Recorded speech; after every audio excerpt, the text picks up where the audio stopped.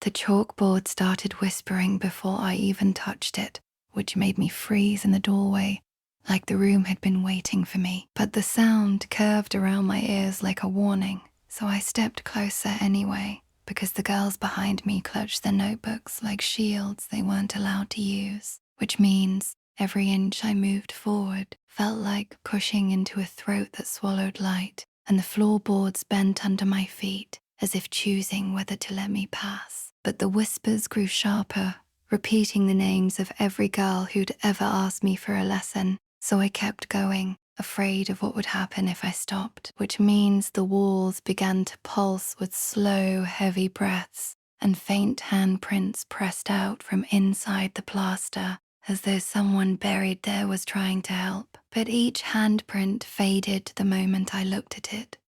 So I reached the chalkboard and saw words carving themselves across it in frantic strokes, like the chalk was fighting something I couldn't see, which means I read the message even though my throat tightened around every syllable. Let them learn before we do.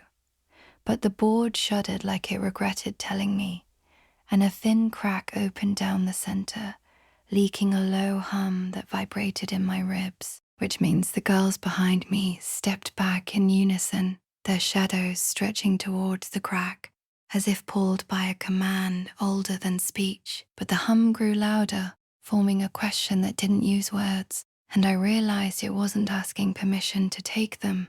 It was asking why I thought I could stop it, which means when the crack widened and the room darkened, I understood the thing inside wasn't hungry for them.